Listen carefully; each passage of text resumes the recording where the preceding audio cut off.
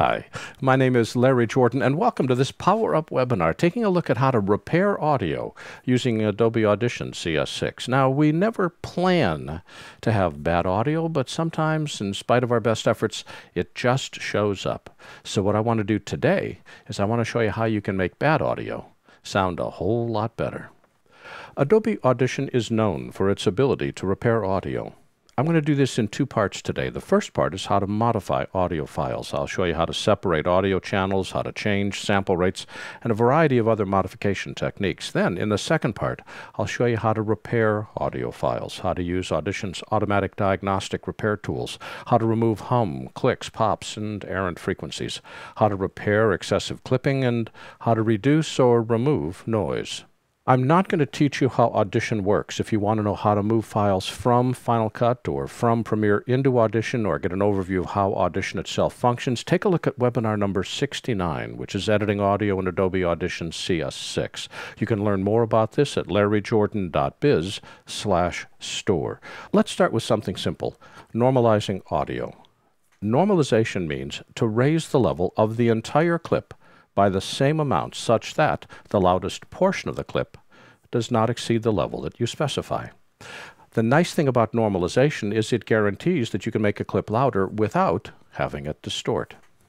For instance here, let's take a listen to this clip. This is microphone 2. One of our key audio challenges is getting the same talent recorded on different days. Okay, notice that the audio level's right around -9. It's not a bad level, it's a little bit soft. I want to normalize it to something louder. Well, there's no normalization function, at least it's not called that, inside Audition. Instead, Audition calls it match volume. Notice that I've selected the clip, and I go to the clip and I say match clip volume.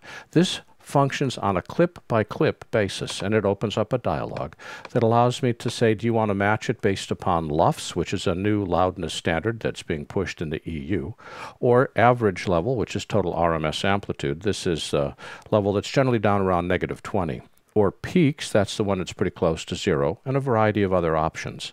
Because I want to make this really easy to see, I'm going to select peak amplitude. Then it says, how loud do you want to make it? If this audio is part of a mix, I will normalize, or match clip volume, to a target volume of -4.5. This allows me plenty of room to add sound effects and music. If this is the only person that's talking, it's standalone, I'll normalize to around -3. The reason for the difference is if this is going to be compressed using the MP3 codec, MP3 is optimized for audio which peaks out around -6. If it's going to be compressed using the AAC codec, AAC is optimized for audio which peaks out around 0. So -3 is a good compromise. Anywhere between -1 and -3 is a good target. I use -3. Now when I click OK, faster than a speeding bullet, notice it says that it raised the gain about 2.5 dB. We can see that little icon says the clip has been manipulated with that match volume command. Now when we go back and play it, this is microphone 2.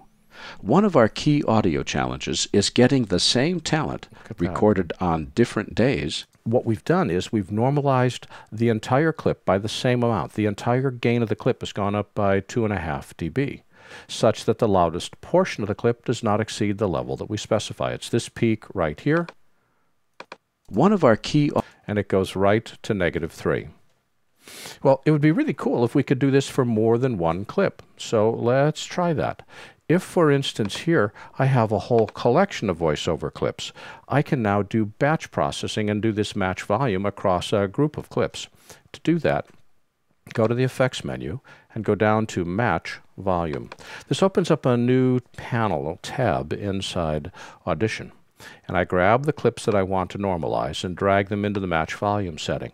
What this is doing is it's not changing the aural characteristics. This is not doing any EQ. It's not changing frequencies. It's just setting the volumes such that the volume of all the clips is the same. And with these clips here, it says, how do you want to adjust them? We have the same settings. LUFS, loudness, RMS, total average sound, peak amplitude, all these other choices. I'm going to, again, match the volume to the peak. And it says, well, where do you want it set? I'm going to set the peaks to let's make it -1. I've dragged in the clips. I set how I wanted them matched, I set the volume I want to match to, and the reason for going louder is it makes it easier to see, and I click Run. Boom, boom, that quickly. See that asterisk there? That asterisk means something has changed in the file, and it has not yet been saved to disk. So I'm going to delete this clip here, grab these two clips and drag them over.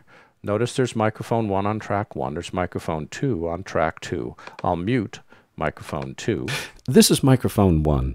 One of our key audio challenges. Here's the peak using different mics right there, right at -1.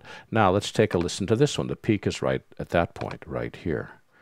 Home, play. This is microphone 2.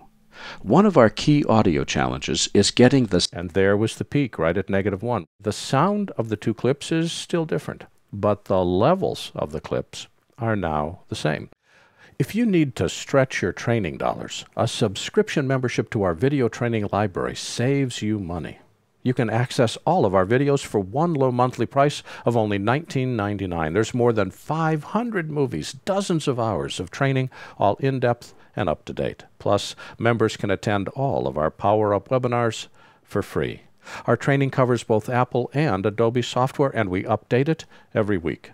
For more information, visit larryjordan.biz/subscriptions.